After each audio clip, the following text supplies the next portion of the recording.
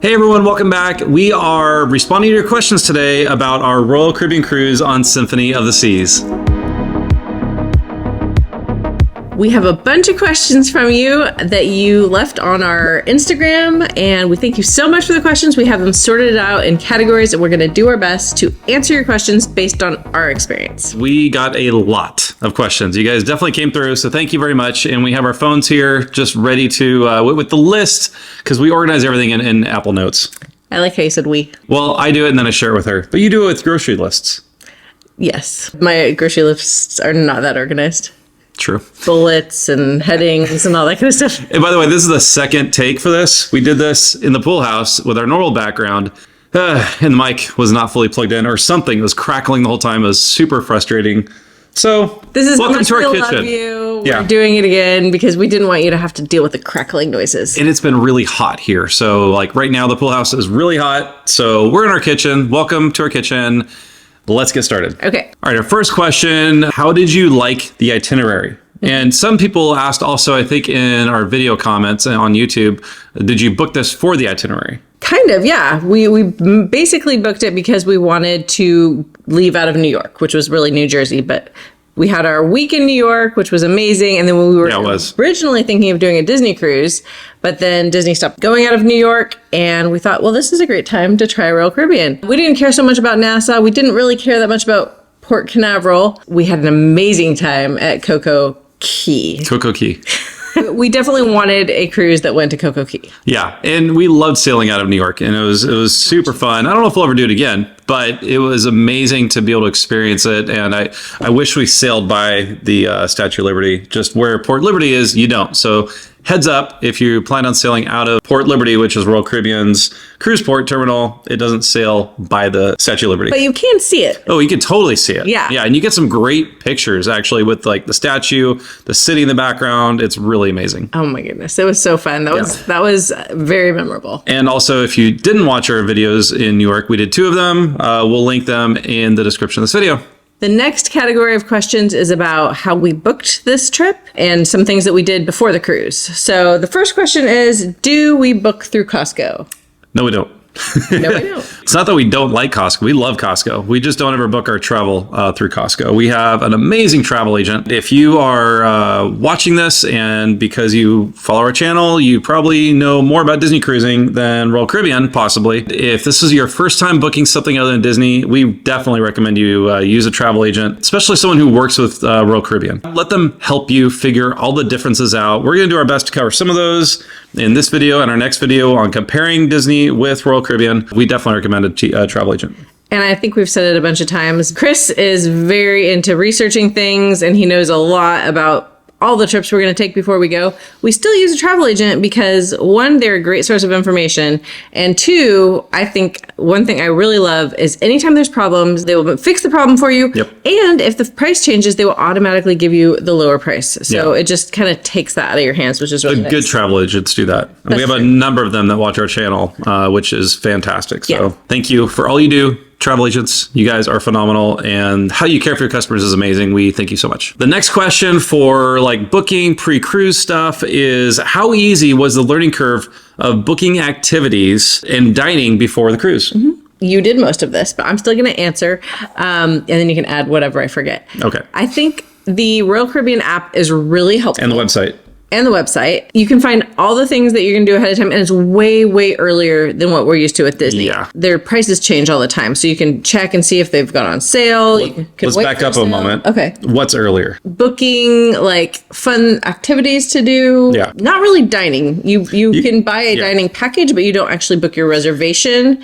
So like if you're used to Disney and you book Palo as soon as possible, it doesn't work like that on Royal Caribbean, but you can't buy a dining package early. You do pay for the whole thing up front. What we did was we booked some things and then we changed our mind, and so you get your money back, or you see a better price, so you cancel it and rebook. The app, I use the app mostly. He used the website. You can use either. Yeah, it was really easy to look through all the options on there. So I feel like the learning curve was it was easy. As long as you're willing to dive into some of the details, it's really not a lot. There's an amazing resource out there, RoyalCaribbeanBlog.com. A guy named Matt runs that website, and he does a phenomenal job giving you all the information you need about Royal Caribbean. If you're a first-time Royal Caribbean cruiser or you're thinking about it, check his webpage out. And he has also a great YouTube channel as well. So definitely encourage you to check them out. We did watch a bunch of his videos to decide some of the things that we wanted to do and not do. Yeah. And we went back and forth a lot, but we're pretty happy with the decisions we made. The next question is, did you look into doing the Royal Up program? We did. I did.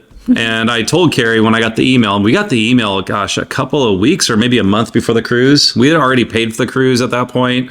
Everything was like set in stone. We're getting excited about going. And then I get the email about it. So the Royal Up program is basically you get a chance to bid on a higher level stateroom than you booked. You bid what you think you're willing to, or at least what you're willing to pay. But it does have a minimum, like you have to reach to make a bid. Since we booked a suite, it didn't make sense for us to do that, because the next level up would have been like another. The number 1,200 is in my mind. I think it was 300 extra person. Yeah. Maybe. And we considered it for a minute because we'd already paid for it. But then we're like, no, we already have a great room. Yep. But it is a neat program because you can get whatever room you get and then think, oh, I might bid a little extra and I might get it. So that's kind of cool. We would actually consider using the Royal Up program if we booked like a balcony. Maybe we wanted to upgrade to a suite, or we booked an Insider Ocean View and we wanted to upgrade to a balcony. There's a lot of good uses for it. I think the best tip we heard when I was researching was you're more likely to get the cabin that you want to like bid for if it's like a not busy travel season type of cruise. That makes sense.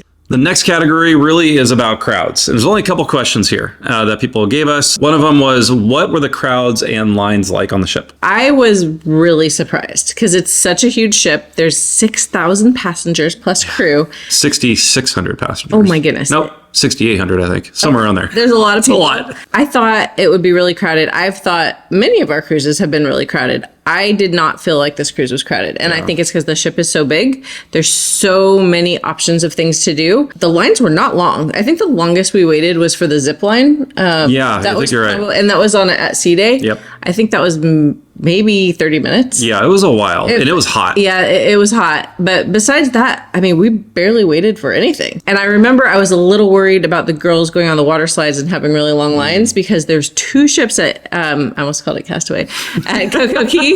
They never waited longer than I think 20 minutes. And they didn't stay in the water park all day long either. They took a nice break. But they went on all of the slides multiple times and they had a great time. So, because it was pretty expensive, I was very thankful that they didn't have to wait in really long. We'll mention how much we paid for those a little bit later on. I also remember the flow rider that we did, and we went on that a number of times on that same at sea day. I think it was day 6. So it was after we stopped vlogging. The longest we waited was maybe 15 or 20 minutes for that one. It was a lot shorter when we went on the flow rider when we were at Nassau. Yeah. That was a lot faster. So there's ways you can shorten the lines. There's ways you can feel a little less crowded. And there's always somewhere to go on the ship where it's quieter and a little more calm, a little more chill. You saw our videos. We went to the Suite Lounge a lot, or the Suite Sun Deck. If you don't have suite access, there are still places to go where you can just relax. So like Carrie said, it's a huge ship. There's so many things to do and places to hang out. Yeah, there are crowds for sure, but there's also lots of places without crowds. So I think there's a lot of good options. Yeah, the other question was, did it seem crowded? And I think you already answered that. Yeah. Yep. The next category is about the ship vibes. And the first question is, did you ever get more of a party ship vibe on Royal, or was it pretty quiet and laid back? I think it depends on where you go and when you're there. And it just kind of varies, and there's no real like rhyme or reason for it. There were times where we went into the solarium, which was the adult only area on the very front pool deck of the ship, like the front of the ship. I remember being there a few times, and it was like not that loud and crazy. Outside of the wind noise, there's some really relaxing places there. You can just hang out and chill. Granted, there were a few times where we popped in there and it was like the music was like going crazy. It was loud. People were in the pool. We're like, yeah, not our vibe right now. I definitely had a sense overall of more of a party atmosphere. It doesn't mean it was crazy everywhere, but that was, I think, the biggest difference for me than Disney. And we'll talk more about that in our video comparing the two. But I think there's definitely a party fun vibe. And I mean, there's a lot of people with the drink package, but we did not see anyone like stumbling over drunk at all. No, and that's one of the other questions. I think that was there a lot of drunk people walking around basically? And no, I didn't sense that on the pool deck. It was always loud. They were playing music, but it was never party atmosphere like on the pool deck. The other question is, the smoke from the casino makes me hesitant to book. How was it? What smoke? We've seen on so many Facebook groups, whether they be Disney Cruise Line groups or Royal Caribbean groups, that people complain about smoke on the ship and coming out of the casino. We were down there on deck 4, entertainment place, I think is the neighborhood they call it. I never, ever smelled smoke. The only time I smelled smoke was on the pool deck where they have a designated smoking area. And once you sometimes accidentally walk by like, oh, shoot. And once you know where it is, it's easy to avoid it. Yeah. You never have to walk through the casino just to get somewhere on the ship. As long as you know where you're going. Because we never walked through the casino at all, so I didn't even know how you could walk through the casino. Yeah. It is a newer ship, so maybe they have really good ventilation. And we can't speak to older ships. Yeah, this is just the Symphony and our experience. You definitely don't have to be near smoke. Nope. The next category is one of our favorites, food. Yeah. So lots of questions about food. The first one is the best food item everyone tried. I don't think I need to say Lindsay's because everyone should know it if you watch our videos. All right, everyone say it with me. Butter chicken. Yeah, she loved it. And I asked her, like, you sure there was nothing else that you had that was better than that? And I get through a few out there. She's like, nope, butter chicken was hers. For Alyssa, I think it was the truffled mashed potatoes. Because we had asked them before we sat down for this video. Yeah, and then when I said... And those are the ones I think at Coastal Kitchen. I mentioned it to her, and she's like, ooh, or the wasabi mashed potato. So basically some sort of mashed potato that is flavored. Yep. For me, so the only time I think I had dessert that was just like so good was at Wonderland. I was laughing because I thought you were going to say the only time I had dessert. I'm like, did you forget? No. Like, we had dessert all the time. We did. The dessert also at Izumi Hibachi. It was like a lava cake. Yeah, but that was good. I was so full by the time I got that. The desserts that we had at Wonderland were so good. There was one that was shaped like an apple, another one that was shaped like mushrooms. They were really tasty. It was so good. Honestly, my favorite like savory dish, I always have to separate the two out. Probably the steak at Izumi Hibachi. It was really tender, really good, really flavorful. I was having a really hard time coming up with something. I really enjoyed the food. And I can't pick a favorite. I actually can't really remember. That's one of the reasons I like having a vlog is we can watch it and be like, oh, yeah, I forgot about that. That was really good. But even now, I mean, I don't remember what my favorite thing was. You did like the French onion soup with that giant amount of cheese on it. That was really, really good. And the food at Coco Key was surprisingly delicious. And I loved the food. I loved all of the options that they had at the Windjammer. One thing you did tell me, I think a little bit ago, was that it wasn't as memorable. Yeah. Again, I'm not trying to get into the comparing in this video since we're doing it in another one, but I think that it was really good food, very high quality, delicious food, but there wasn't, besides Wonderland, I don't think there was anything like super memorable. And Hibachi, that was pretty memorable. Yeah. The next question in the food category is, was it easy to navigate what dining was included versus what dining was like a specialty dining or an added cost? It was really easy to navigate. Like I said, their app, even before the cruise, you can look at everything and it says very clearly what's an extra cost. There's a lot included. Yeah. And then there's some things that are a little bit extra. Yeah, it was easy to figure out. They do have a few dining options like Playmakers, which is like a sports bar or sports grill, and then the Johnny Rockets for lunch and dinner. Those are both extra cost, like a la carte, where you don't pay like a flat fee for your meal. You pay per item for the most part. Other than that, you're either going to pay a flat fee for the meal or it's included. I think there's 20 different like unique dining locations on the ship. There's so many. Lots of options. And you can for sure. And that's extra cost or included. Yeah. You can for sure get away with eating amazing food the whole time and not pay a dime. You probably will get a drink. Well, you might not. Yeah. So you don't have to spend extra money for food at all. And the included dining is all over the ship. The next question is, does Coastal Kitchen menu follow the themes of the MDR? Is the menu much different to the main dining room? It's different in the sense that they have, so what we found out, I think the first night or the second night, they have like classic items on the menu, which in Coastal Kitchen, where it's like escargot or steak or French onion soup. French onion soup. Those are all items you can get every night. Yeah. And then they have a listing of unique items for each night. Yeah. And so I think that's different than the main dining room. The night we went to the main dining room, the theme was Mexican food, even though Lindsay got butter chicken that night. Yeah. So I don't know how that worked. I know. But they have different like Mediterranean night or Mexican night or things like that in the main dining room. Someone told us that we ended up going on Mexican night, which is the best night for the food, which is great. I'm happy to hear that. Good. It was good. I didn't sense a theme like that in the Coastal Kitchen menu. Yeah, I don't think they had a theme. And speaking of Coastal Kitchen, another question around food was, why did you decide to eat mainly at Coastal Kitchen? Yeah, that's a really good question. I'm glad that we did get to go to the main dining room. We paid for the suite. It was quite a bit extra, and it had a lot of things included. And one of them was access to the Coastal Kitchen. It's not very big. There's probably, 20, 30 tables in there? Yeah, the view is amazing. The view is amazing. It's just a different vibe in there. Much smaller. The food is probably made more individual. You're not making food for thousands of people. Yeah. You're making food for, however many people happen to be in there, if that. Yeah. Just that alone means the quality of the food is likely going to be better. So you can modify it a little bit more than you can in other restaurants. But we already paid for this. We might as well enjoy it. We looked at the menus each night and like, that looks really good. Yeah. So that's one of the reasons that we were there so much. And we wanted to try the main dining room one night, which is why we went there. Yeah. And then we also had 3 nights of specialty dining because we got a package of 3 specialty dining. Yes, we did 3 specialty dining dinners. We did 3 nights in Coastal Kitchen and 1 night in the MDR. Mm-hmm. Yep. All right, this next section is all about onboard activities. So things you can do on the ship. And the first question is, sometimes on a longer cruise, things get stale or kind of boring, I guess, is what they're saying. Was there enough variety to avoid that? Yeah, there was a ton of variety. I mean, we did not do everything that we could do. We also really felt like we relaxed. Yeah. So there was a great combination, I'd say, of doing fun things, always having options to do fun things, and also just relaxing. Mm-hmm. So I don't think things got boring. I would have been happy to stay on there much longer. I think we could have stayed another week and had something different to do every day still. Although I think by the time we got to our last at sea day, we were all feeling like, okay, we're ready to go home. Well, we'd also been in New York for a week, right? With my parents, exactly. So we missed our dog. Yep. And the cat.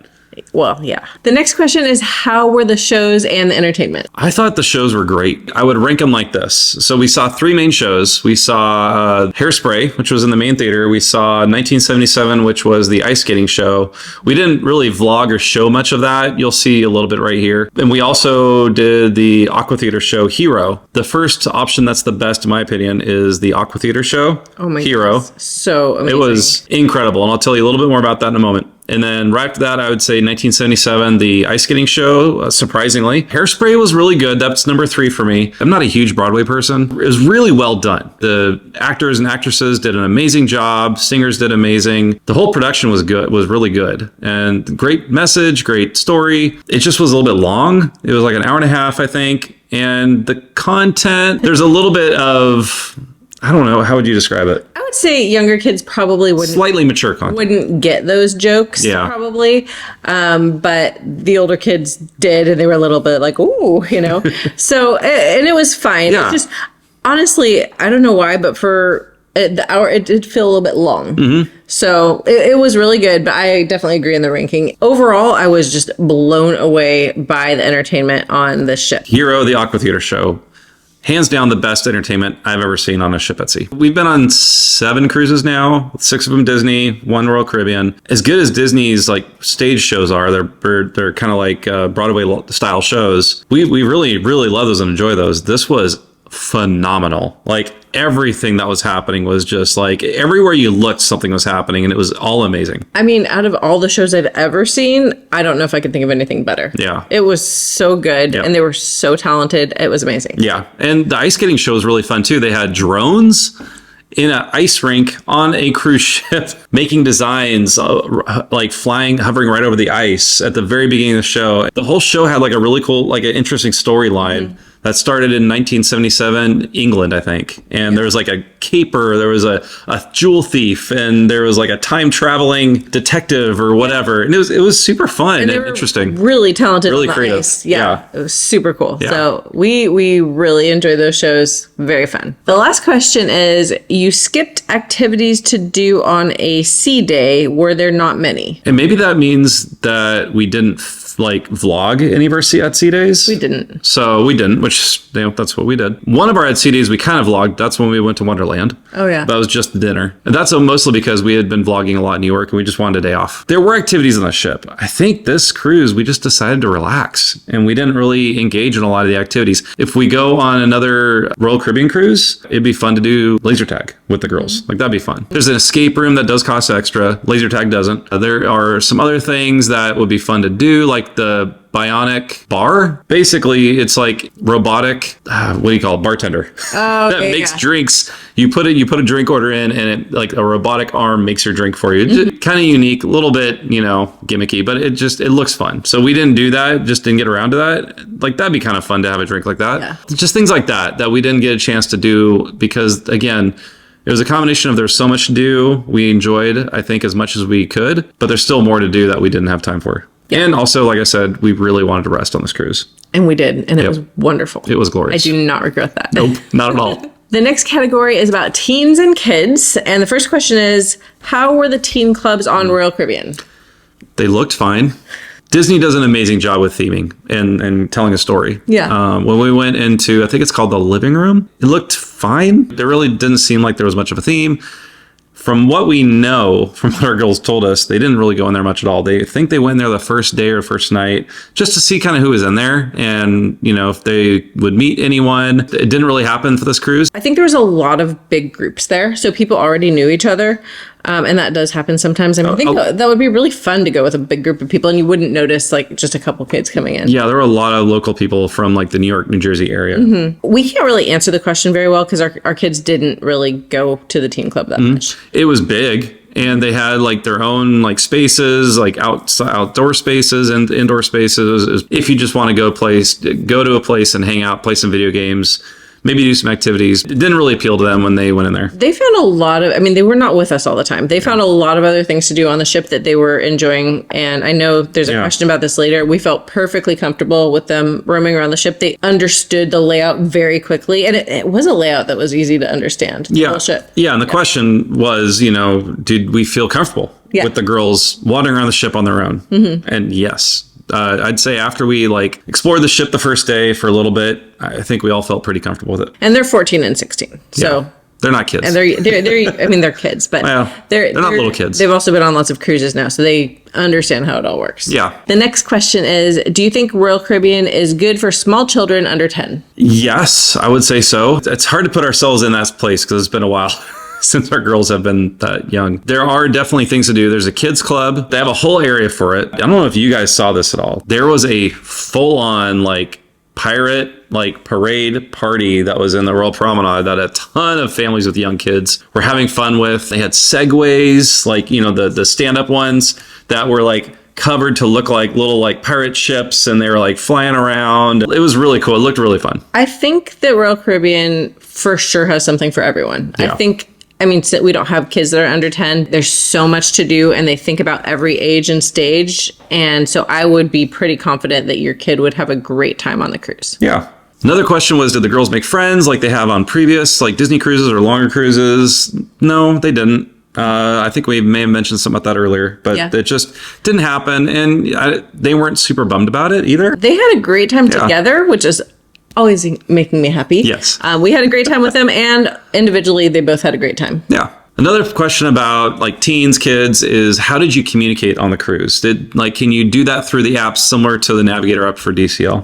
Yeah, you can definitely communicate through the app, and then a lot of people do get Wi-Fi, and if you have a suite, you get Wi-Fi for free. So we were able to communicate. Included. Yeah.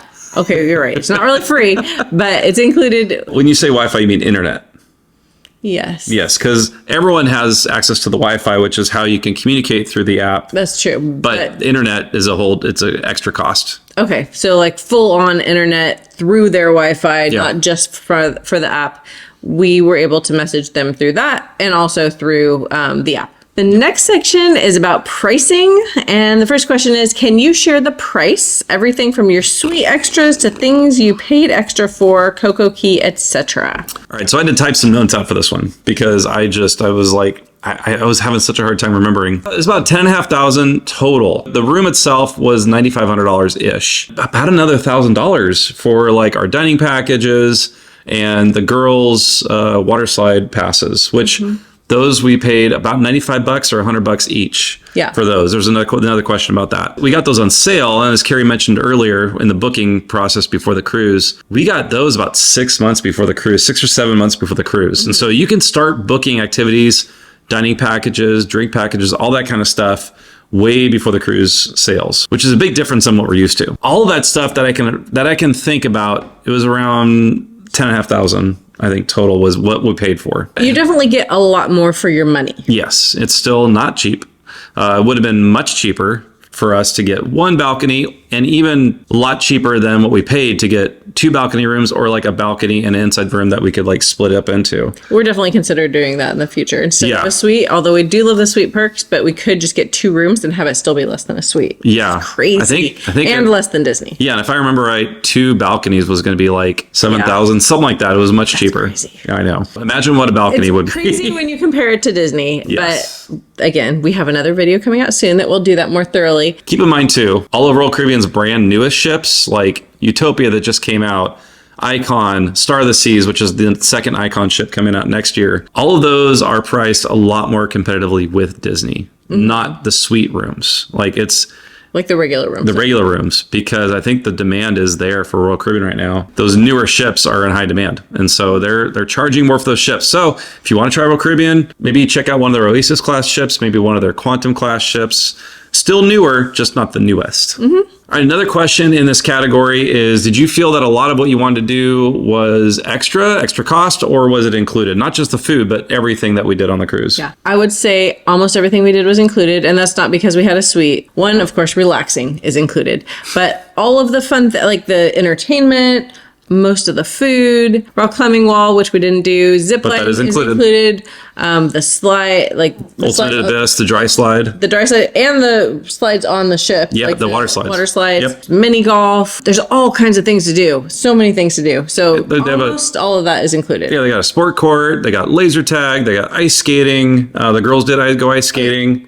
The arcade is not included. The arcade is not included. Yeah, they have an arcade. The girls did play the arcade, but we bought them each like a $25 arcade card before the cruise at like a discount. At first, I was kind of annoyed that there are extra things that you could do that you could pay for. And I'm like, oh, this is going to be the kind of thing that they nickel and dime us. It really just gives more options, but there's so much included. You do not have to pay for those things that are extra. Same thing with the water slide, like at Coco Key.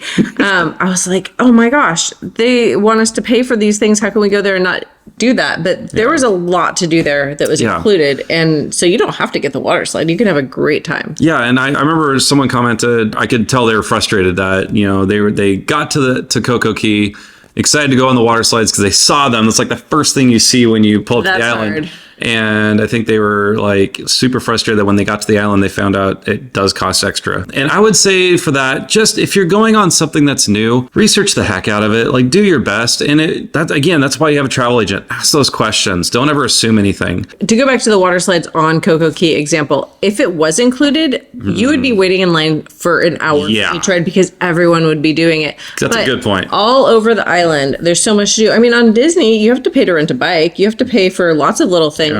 Like that's extra. So like we had to pay for our floating mat. Yeah. I think it was $20 each. Yeah. So, okay. Most places there are things that you can do that are extra, but thankfully there's also all kinds of things that you can do that are free or included, not free. Yeah. This next section is all about suites and suite questions. Yeah, and he just said, do you want to answer this? It's about suites. And I was like, oh yeah, I love talking about the suites. The first question is, what's your favorite part or perk of the suite experience?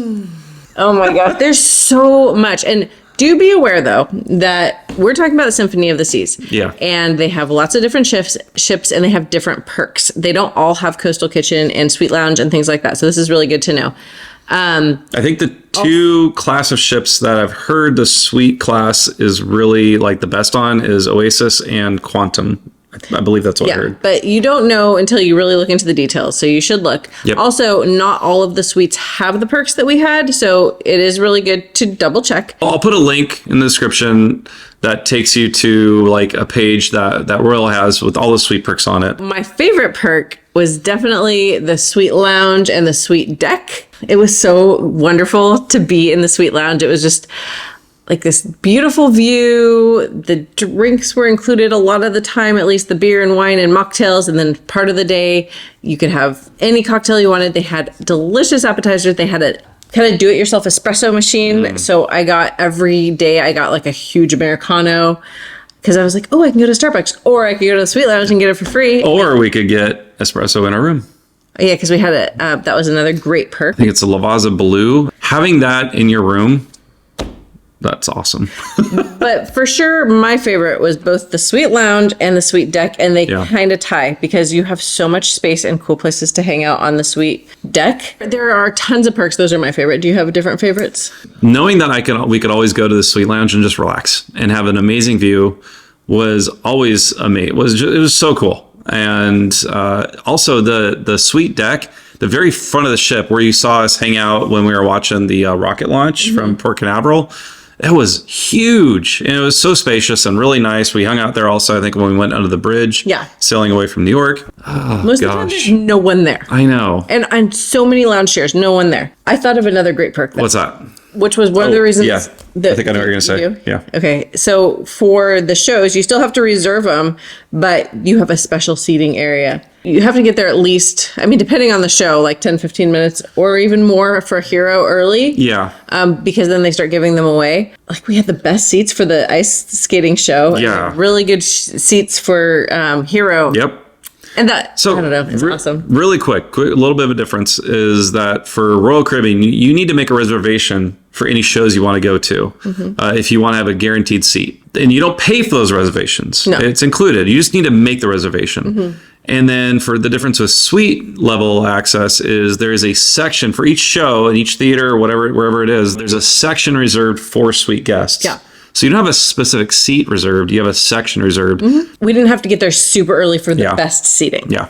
And also, I'd say another perk that we really liked was the concierge staff. Oh, I thought of another one. I'm sorry. I have another Well, this one might be connected to that. Yeah. So the concierge staff is amazing. They're great. You don't need to use their services. If you do, you should tip them. You should give them a little extra at the end of the cruise. I think it's customary, but it's also really nice because they're great. They're super friendly, very helpful. They can help you with almost anything that you need help with on the ship, reserving dining or anything. They have a special access key to one of the elevators and they can take you like straight down the ship. It's a big ship, like we said, like 17 decks. They can take you straight down without it stopping. Yeah. So cool. So when you are exiting the ship, you go to the suite lounge. Like disembarking at a port or the last day. Yeah. I mean, the elevators, you have to wait for a long time sometimes. And then you stop at every floor. More people crowd in. Nope. You have your concierge guy. He gets you in and you just like straight down. And on the last day, oh my gosh, this was amazing. Normally you're waiting in line to get off the ship and it takes forever. At least that's what we've had with Disney. You get to go on the elevator and then they walk you to your own special exit. You do not wait in line and you just get right off the ship. There's a suite guest exit. Yeah. You also get priority boarding. Yeah, that was another amazing thing is we got flexible boarding time. When we got our online check-in, I was a day late. I think it was like 12:30. And so I was like kind of bummed. I always like getting the earliest time. We're close to the earliest time just because we want to maximize our day on the ship. And then I found out that we could get to the port anytime we wanted to with suite access. There's a little area for suite guests. They let you on the ship first before anyone else. We felt so spoiled. We did. We felt so spoiled and it was wonderful. Yeah. I loved it. We could spend a long time talking about that. Maybe we'll eventually make a video about that. I don't know. We talked about doing that. That's a possibility. We'll see. Let us know if you want us to do that. Yeah. A question that I did want to hit on. Do you think you would still enjoy the cruise as much without the suite life, or is it a must do?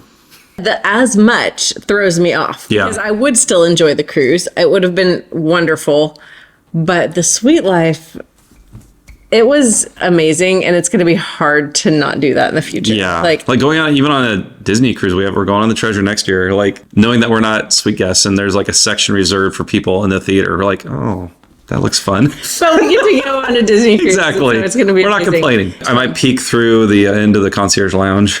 We'll peek in. Hi, guys. If you can get on the cruise and you can afford to do the suite, you should do it. I think you would really love it. And it's a lot more affordable than Disney's concierge. Give it a try or save some money and go on more cruises. Yeah. I mean, both options are great, right? Totally. Again, thank you for all these questions. We have so many. 2 more categories. This is almost the last category, which is about our overall experience. The first question is, what's one thing that surprised you the most and one thing that disappointed you the most about this cruise? So I was surprised at the entertainment. I've always known Disney to be the best in entertainment, and they are amazing. No shade to Disney on that. I was surprised about how good the entertainment was on the ship. I know we talked about that a little bit, but like one little thing that we didn't mention was they have a piano player that puts his piano in the elevator. You never know when he's going to be there, and he's not always in there. I happened to go in, I can't remember which day it was. I think it was maybe the first day, and he was in there playing the piano, like it was like a silly song. It was fun, playing away. There's a tip jar. He interacts with the guests that are in there. It was so fun. And it was so surprising. And He's it was not always in the elevator. He's in lots of different random places. Yeah. He gets his piano in the elevator. So cool. There's so many different fun things like that. Yeah. Like the guy playing guitar and singing as you're leaving Windjammer. So you'd say the thing that surprised you was just the variety and amount of entertainment. Yeah, jazz. There's a jazz like trio in Central Park. A few nights that we walked through there, they had a fun like band playing like Caribbean style songs on the pool deck a number of times, like all over the ship. They had live music. Like salsa dancing classes there too. Yeah. There's so many fun things to do. Yeah. What about disappointed? One thing that disappointed you? I would say we might have the same one on this. Boarding the ship. Mm-hmm. It didn't feel like an event or an experience. Like we literally got on the ship and what did I say? Oh, we're on the ship. And I was like, we are? Yeah. I didn't even realize it because I'm used to being like announced and walking through something. Yeah. And you're just like, oh. Well, we walked right on to like the promenade, the walking deck. Yes. We walked onto that deck, and then you walk into like the entrance of the ship where you go enter the ship, the Royal Promenade, which again is like their mall. That was super underwhelming. Yeah. That was a big bummer. There was one person that said hello and welcome to your vacation, something like that. And then the next person we actually talked to was trying to hurry us to get us to the muster drill, which I forgot about that one. Ooh. That the e-muster drill for Royal Caribbean. Oh my goodness. So good. It's fast and easy. It's fast and easy. You can watch the videos before you even board the ship while you're waiting in the terminal for your like boarding group to be called. You can watch it if you're getting driven to the port terminal. You can watch it in the car while you're, if someone's driving you there. And then you just show up on the ship, report to your location, you check in and you're done. Yeah. Like it was so fast and so easy. Disney's do better. Let's just say that. Yeah, but we're not comparing right now. No, we're trying hard not to. All right. So what about you? Surprising and disappointed. Surprising. I was immediately surprised. I think it started at Windjammer at the quality of everything. The quality and attention to detail. I was not expecting that. And it definitely started at Windjammer, but it continued throughout the day, throughout the cruise. The quality was excellent. The service was excellent for everything. Yeah. And there's attention to detail everywhere, and it was beautiful. Yeah. I was also surprised. I thought I'd feel like I was in a crowd all the time because it's so big. You do not realize how big the ship is when you're on it, only when you're off of it looking at it. Yeah. On it, you don't feel like you're on a giant ship. Was the ship clean and were the rooms clean? Yes, very much so. And this is a newer ship. I think it was built in 2018 or 2019, I think. The rooms felt new still. It felt really clean. Everything felt kind of elevated as far as like our room. And I don't know if that's just the suites, but it was really nice. Okay, next question. What was everybody's highlight of the trip? Coco Key for sure. Okay. I loved Coco Key. It was for sure a perfect day. And I was jokingly saying that while we were there because it was kind of corny that it's called that, but it truly was. Yeah. Weather, everything, beautiful, wonderful. I loved it. For me, honestly, a highlight was being able to experience like being a suite guest. Just the extra perks we got, being able to experience that. Again, we're probably never going to do that on a Disney cruise. I don't know how often we'll do it whenever we sail Royal Caribbean. I think it has to make sense for the itinerary, the cost, and the ship. But being able to do it was sounds cheesy. It was kind of a fun treat, a little blessing that we were able to do it. If I didn't pick Coco Key, I would have said the same thing. Yeah. I think the girls would too. I think they really liked being sweet guests. I think so. Took full advantage of of all of the perks, and I'm so glad that we did. Like, I wouldn't be a sweet guest if we went on maybe like a European cruise, or because you're going to be off the ship most of the time. Or an Alaskan cruise, because it's not so much about the experience being on the ship, it's more about the ports. Right. That's what I would say. So do you have any regrets from the trip? One regret was not going to dinner at a restaurant we had reservations for. It wasn't part of our dining package. It was just going to be you and me. We're going to have a date night at Central Park 150 or 150 Central Park. Yeah. I wanted to have that kind of same elevated experience like we have on Disney, whether it's with Paulo or at Remy. Everything I heard it was at 150 Central Park was that. And we decided to cancel it. I think if we go back on an Oasis ship and that restaurant's there, I definitely want to do that. We're almost there. If you're still here, thank you for sticking with us this long. Yep. Maybe your question was at the end. I'm sorry. Yeah, and there may have been a few questions we didn't hit on just because someone else asked almost the same exact question. So thank you again for everyone who submitted questions. We really, really appreciate it. The last couple of questions are all about, do we have plans to go on another Royal Caribbean cruise? The first question in that grouping was, if you did another Royal Caribbean cruise, where would you go? Where would you sail? We really want to do an Alaska cruise. We know we cannot afford to do a Disney cruise to Alaska, so we will hopefully someday, we don't have any plans yet, but we want to go on an Alaska Royal Caribbean cruise. Yeah, and there's a couple different types of ships that go there. We've had friends that gone on Royal Caribbean. They really enjoyed it. I would definitely want to try Royal Caribbean. Princess is another one that we have friends that go on a lot of Princess cruises that have really enjoyed it. I have a friend who went on Celebrity, which is like Royal Caribbean's higher end brand. They loved it. And so if it was just you and me, probably Celebrity. Maybe someday. Possibly. Another question was, would you do an older class ship? I'm open to trying anything. I'm open to trying it as long as it has the kind of activities and things we want to do on a ship. Some of the really older ones don't have a lot happening. If there's a balcony and I can read on it, I'm good. Yeah, but I like to have more to do. I know, you need something to do, so we'll have to figure that out. And the girls do too. So I would say I definitely would be up for trying like a Quantum or Quantum Ultra class ship on Royal Caribbean. They have a lot of really cool features on those. There's one that sails out of Los Angeles. I think it's Navigator of the Seas. I could see us doing like suite level on that one. Ooh, that'd be fun. Yeah. And so let's do it. All right. They have like the longest water slide at sea or something like that, or water coaster at sea. There are a number of options that we would be up for. Let's just say that. Yeah. So the last question. Ready? Yeah. Will you cruise on Royal Caribbean again? And do we have one booked right now? We will, I hope, but we do not have anything booked right now. And we've told you we have the Treasure booked for 2025, the summer of 2025.